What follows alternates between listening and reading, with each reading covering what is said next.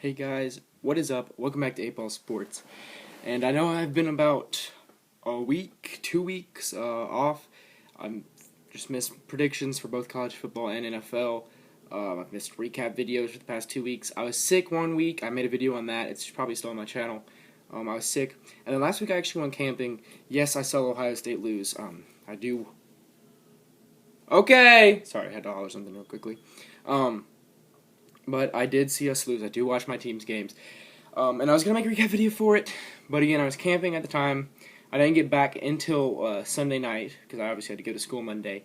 And then school Monday, I thought about making the video, but I didn't. So I'm sorry if you wanted to see that video. If you're not an Ohio State fan, probably going to get comments saying, haha, lost to Penn State. I'm ready for those, and I'll accept them.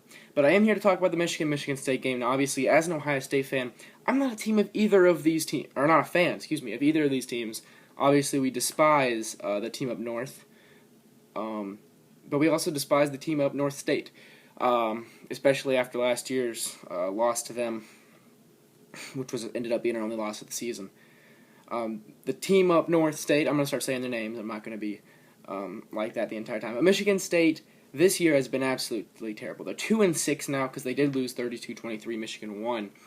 First time Michigan won, I believe, in 7 years. I mean, obviously, we all know they didn't win last year. Michigan State had a chance. Believe it or not, it was 27-10 at the halftime, but Michigan State ended up having a chance.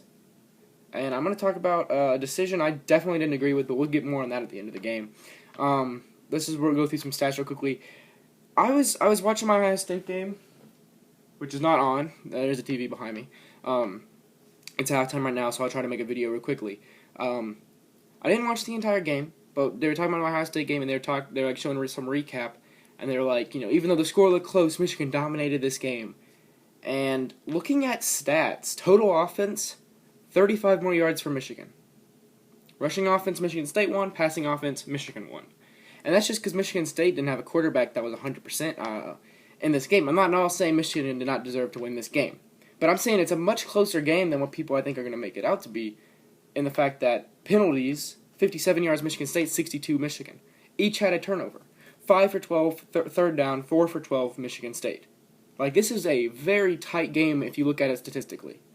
You could, be saying something, well, stats don't, tell everything. And sure, I didn't watch the entirety of the game. I watched the beginning. I had to actually go out. I ate lunch. I went to Academy Sports. I bought myself some new shoes. But, where was I? I was blanking. I was like, start talking about new shoes. But this game, stat-wise, looks close. And I do believe some of Michigan State's came on those last couple drives. So I do have to take into account for that. I did watch the ending of the game as well, which I'll get more into later. I think L.J. Scott should be respected as one of the best running backs in the Big Ten, even if he's on a 2-6 team. He's went 12 carries, 139 yards, and a touchdown against what's supposed to be like one of the best defenses in college football in Michigan's. Michigan didn't really have a run game that was really solid today. Davion Smith had 2 touchdowns, and Peppers had a touchdown, which were all of their touchdowns. I think they may have had a defensive one. Or no, they just kicked 3 field goals, and then had a 2-point conversion, kind of. So yeah, all their offensive points that came from the offense, not from kicking, were on the ground. But yardage-wise, Eddie McDoom, I believe it says his name is. I'm sorry, I don't really know my Michigan players' names. Yeah, Eddie McDoom. 2 carries, 53 yards, and he had a 33-yard carry and a 20-yard carry, so maybe you guys should get him the ball more. I don't really know, but it seemed like he had a pretty good day. Karen Higdon, 10-44. That's only 4.4 yards a carry, which 4 yards a carry is not terrible, but I mean, this is supposed to be one of the best offenses. Davion Smith, 11 for 38. Now, he did have 2 touchdowns. Excusing that, he had a long of 20. So take away that, he ran for 10 for 18. That's under 2 yards a carry. I mean, this is a Michigan State defense that we all thought was going to be good because they have a tradition of being good, but then they let up 60-something points to Northwestern. So I don't know what's going on with Michigan State's defense this year, but they're definitely not the same as we've seen in past years. And they either stepped up to their game for the rivalry, for rivalry's sake, I guess. I don't know, but Michigan, they're gonna need to figure out what's going on the ground, because Davion Smith, who I believe is their #1 back, did not have a great day on the ground. He did have 2 touchdowns. I'm not gonna take that away from him, but average-wise, not very good. Jaroa Peppers, 5-24, a touchdown. Not a bad day for him, really. Almost 5 yards a carry and a touchdown. They didn't really, I mean, he's not going to run the ball too much. He's just an all-around fantastic player, even as an Ohio State fan.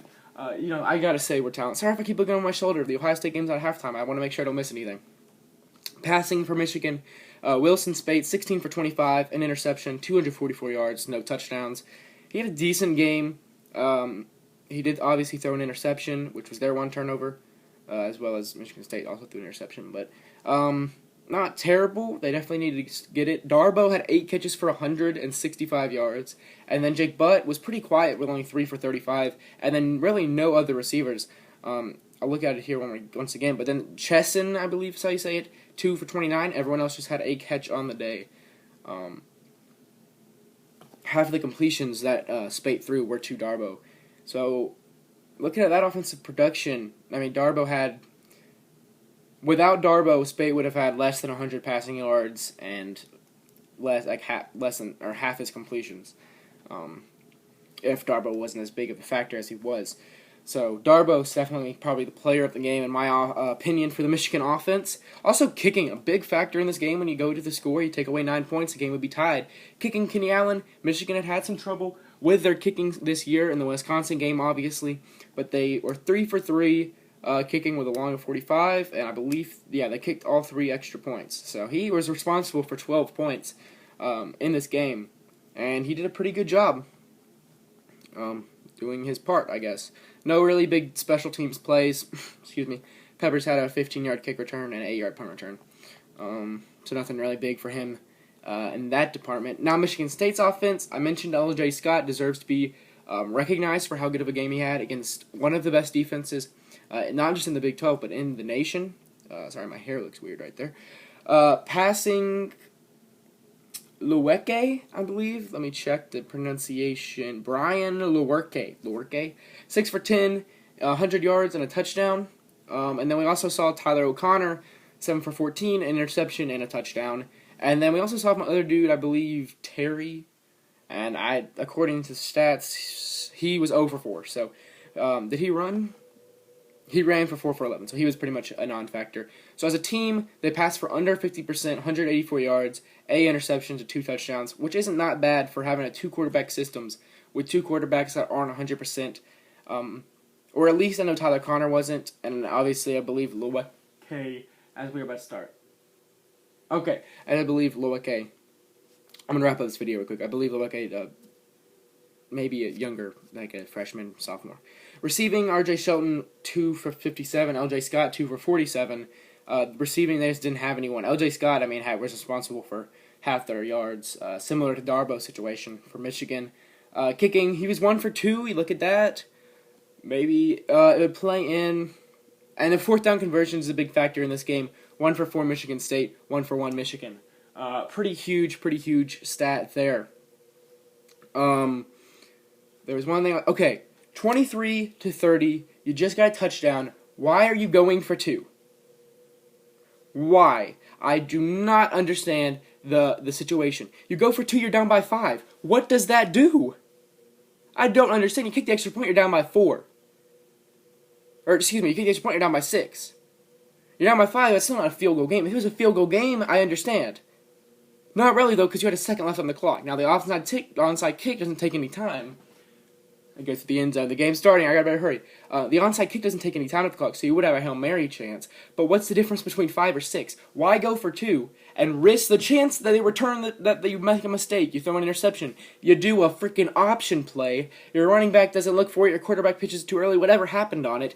Jabril Peppers, heads-up player, one of the best players in the country, definitely deserves to be in the Heisman race because of how good he is in just all departments of of football, I guess, really. And why go for 2? I just didn't understand that play call. So if you guys enjoyed this video, you enjoyed this recap, obviously maybe a little biased, but it's kind of biased both ways to where I don't like them. If you're a Michigan State fan checking this out, yes, I'm an Ohio State fan. Please don't hate on me. In the comments, go. Alright, we just got a big run. There we go. Sorry. I'm sorry. Anyway, please don't hate on me in the comments. I'm not gonna, beg for no hate, but I am trying to keep this even, as I thought I did a pretty good job of complimenting both sides, even though I don't really like either of these teams. Anyway, did enjoy the video, leave a like. Be sure to subscribe to the channel for more recaps and predictions and stuff like that. Sorry I've been absent the past 2 weeks. Hope you guys understand. And I'll see you guys later.